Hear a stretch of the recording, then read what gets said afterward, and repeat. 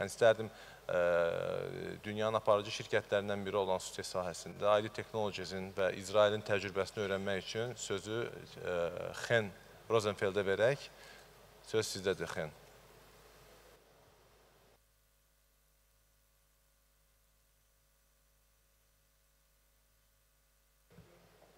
Bu arada qeyd edim ki, tərcüməmiz var. Tərcümə ilə bağlı kimin qulaqlığa ehtiyac varsa qapının önündə verirlər. Buyurun. Thank you very much for hosting me here today in this beautiful city, beautiful country. Now I want to talk about a new source of water, desalination water, and what we did in Israel with this new source of water. So desalination takes many innovative, and I will present some of our innovatives in this presentation. But first I want to raise a question that's usually being asked. What is the cost of desalinated water? I will not answer this now. I will revert to it later. Just to give you a snapshot about Israel. Israel is a young country, established in 1948.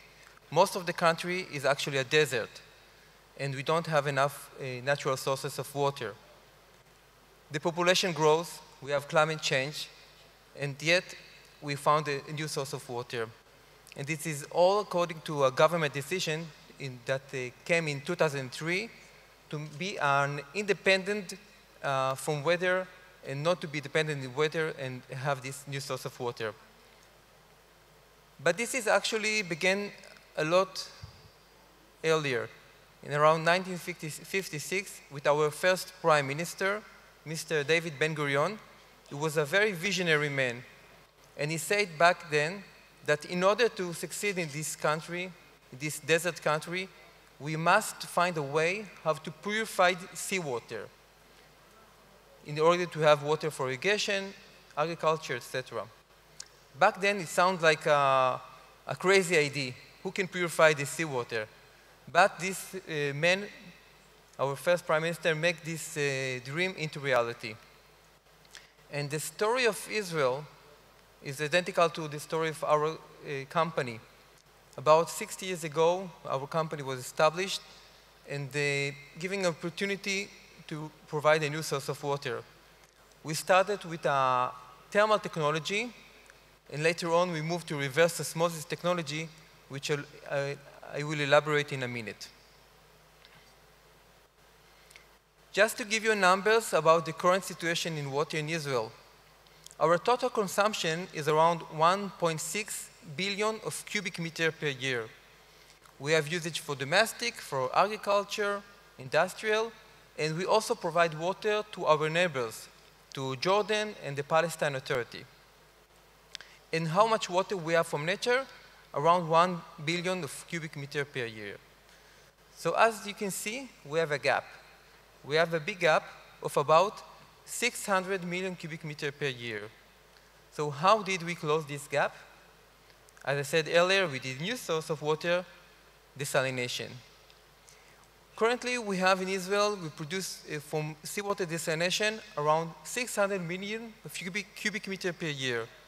The first plant in Ashkelon is working for already 20 years.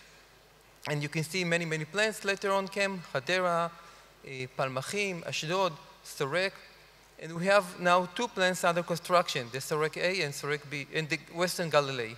Sorek B and Western Galilee. In about 2 years, they totally will produce around 850 million of cubic meter per year. All of these contracts are under BOT. This is a build, operate, transfer mechanism, meaning that the company that did this project did the finance, the construction, and operation of the facility for about 25 years. And most of the plans have been done by IDE Technologies. So as I mentioned earlier, we started with a thermal technology and then moved to reverse osmosis. And I want to give you an example about this technology's evaluation. The thermal technology, when used as steam, is a very robust technology. As you can see, we have plants operating more than 40 years. we have in Iran, we have big projects in China, and all around the globe. But this technology requires lots of energy, and energy meaning that the cost of desalination is higher. So the next technology that we used for desalination was the reverse osmosis. But reverse osmosis is not a completely new technology. Actually, in the upper picture, you can see our first reverse osmosis facility in Israel from 1968, producing 200 cubic meters per day. This was the second RO facility in the world.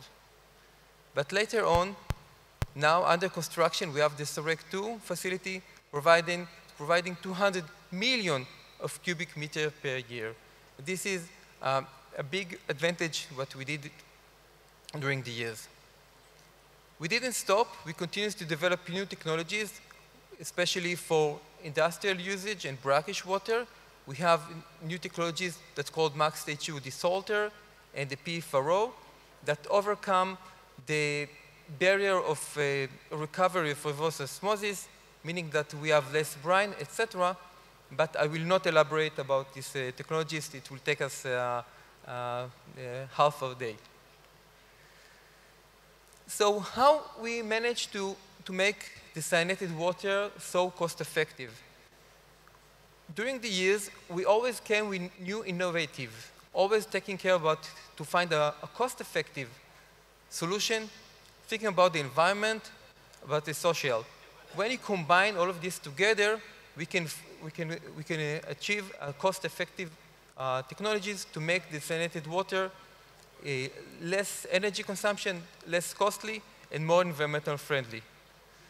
So what I want to do now is to give examples from a few of our flagship projects from Israel.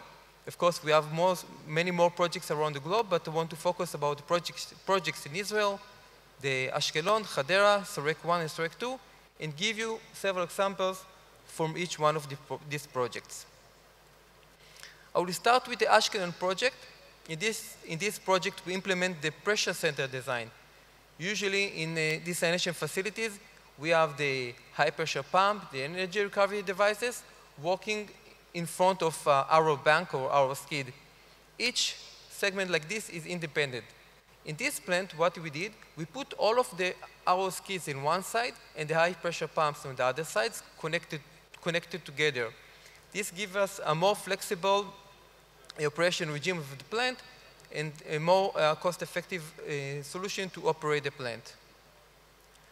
What we also did in this plant, we manufacture an independent power plant. As you know, the most important component in cost of desalinated water is the price of electricity. In this case, once we built our own power plant by gas-fired, we can control the price of electricity to the desalination facility. And also we can sell electricity to other consumers. I'm moving now to the Hadera facility. In the Hadera facility, what we did, we used a variable operation according to energy tariff. In Israel, the electricity tariff is not fixed. We have change between day and night, seasonally change between winter and summer, etc. So for example, during the night, the electricity tariff is much lower than day. So in the operation, we maximize the production of the plant during the night and minimize it during the day. By that, we achieve a much more cost-effective price of water by this regime. And of course, it's being done according to an annual operation plan, monthly, and it's all being coordinated with the state of Israel that they know for each day of the year how much water we will produce. Also in Hadera, we implement cascade for boron removal. Boron is an element that they don't have any bad effect for humans, but it can affect the plants for agriculture. In Israel, because we use most of the water after we drink it, we use it we treat it in the wastewater treatment plants, it being reused for irrigation. That's why in our desalination facility, we also needed to find an effective way to remove the boron, because at the end, it will be used for irrigation. Now moving to Sorek 1 plant. Traditionally, in desalination facilities, the type of membranes being used is an 8-inch membrane in a horizontal arrangement. In this facility, we use a much more membrane, 16-inch, and in a vertical array, especially for footprint savings and all kinds of other benefits. As you can see now in the pictures, this is a not common picture of a desalination facility because of this vertical array. What we also did in this plant, we implement a pipe jacking method. Usually, in order to implement pipes under the soil, it can be onshore, offshore, use a cut and cover method. In this facility, we use pipe jacking, meaning that we can install the pipe under the ground without any cutting the ground. This is a much more environmental aspect, not to harm sensitive areas. And we did this in the Sorek 1, and later on in several other projects. Now moving to our under construction facility, the Sorek 2. It will be one of the largest seawater reverse osmosis desalination facility in the world. And we also implement some new innovative technologies in this facility. First of all, in this plant, we also have an independent power producer by gas. But in this plant, we are capturing the carbon emission from this facility. Why is that? We produce from this carbon dioxide that being used as part of the treatment process.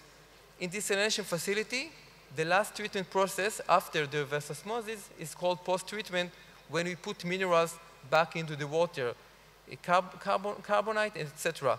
But we also use carbon dioxide.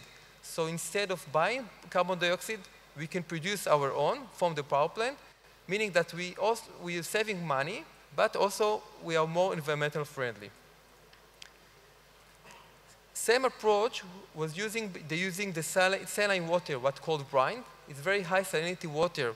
Instead of brine hypochlorite that's being used in the process, we are producing the hypochlorite from the brine water, and again, saving money, more cost-effective solution, and more environmental solution.